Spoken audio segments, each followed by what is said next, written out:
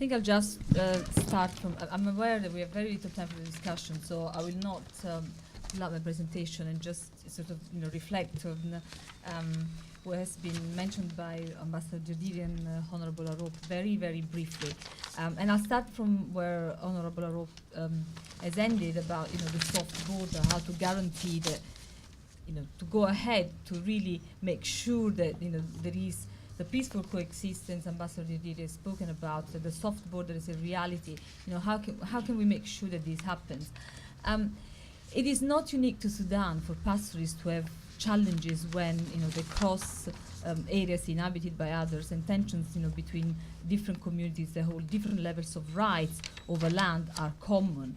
But there is a lot of learning about how other places have managed these tensions, and I think that's where we need to focus to make sure that the negotiations that are restarting on the 27th can go forward, and look at different options. And this is the same whether the parties decide to go ahead with the referendum or agree on an alternative settlement for the area of Abyei, because ultimately if there is no agreement on how this coexistence is regulated and how the border really is made soft, the tensions will continue, regardless of the arrangement that is agreed between the parties. I sort of pulled up a few examples, but I really mentioned 2 or 3 that are more significant very briefly, and then I can share the notes with whoever is interested later on. There are, these agreements are not just specific to Africa. There is a pastoralist parliament in Finland and Russia. It's a shared parliament where access, for pastoralist migrations is negotiated and livelihoods are made secure. But to bring, an example closer to home, a lot of people in Sudan at the moment are studying the case of the Bokassi Peninsula. This is an area between Cameroon and Nigeria. Actually an area, an oil-rich area. The countries agreed that the Bokassi Peninsula would be jointly managed, and it would, that both parties would benefit from the oil revenues. Cameroon took the territory, but the agreement was that they would jointly manage and share the resources. Now, these arrangements were actually made before the territory was transferred and before the border of the Bokassi Peninsula was demarcated. And it did help in minimizing the clashes over the demarcation decisions.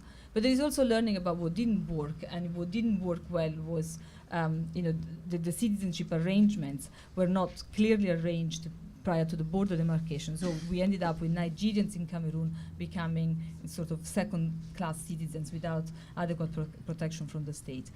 There have been several other arrangements of this type, between different states. For instance, the agreement concerning transhumance between the Republic of Mali and the Islamic Republic of Mauritania.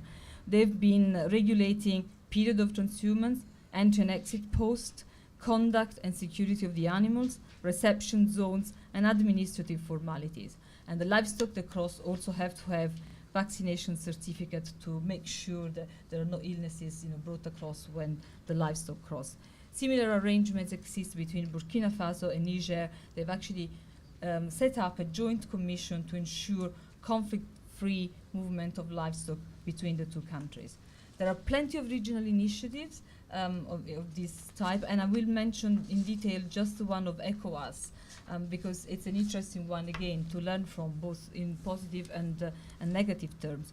ECOWAS in 1975 and then 1986 was revised, established a protocol on the free movement of people among member states. And that was for all citizens, not just pastoralists, which allowed people to establish residence for up to 90 days in another country member of ECOWAS.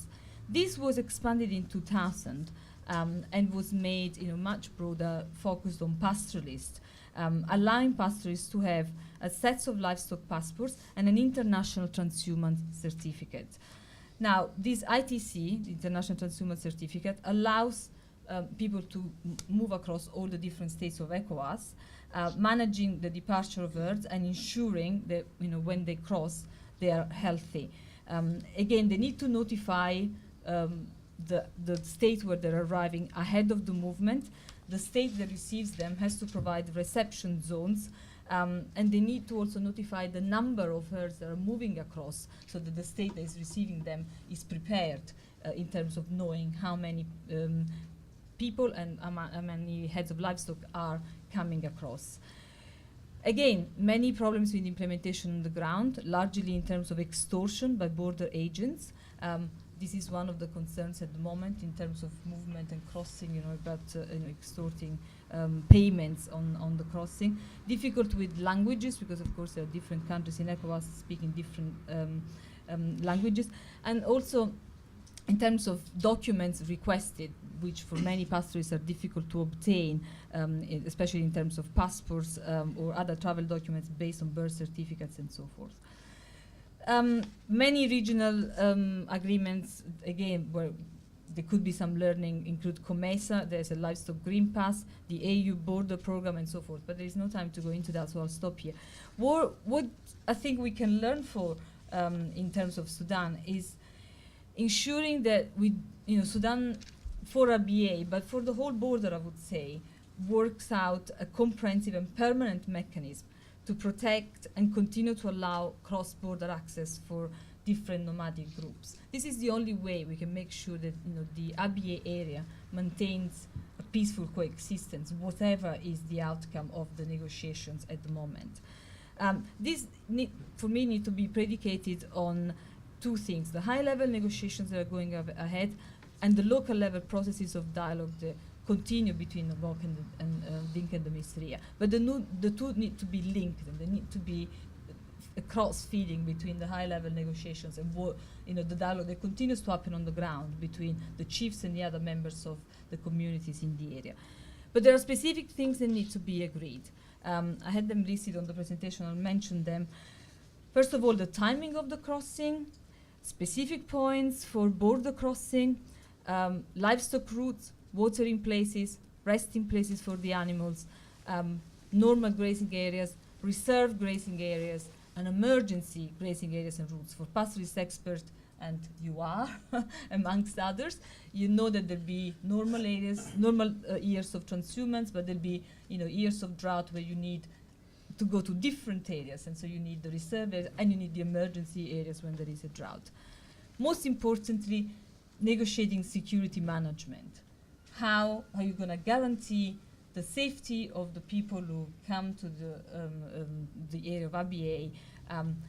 How you can work out a shared management system for security.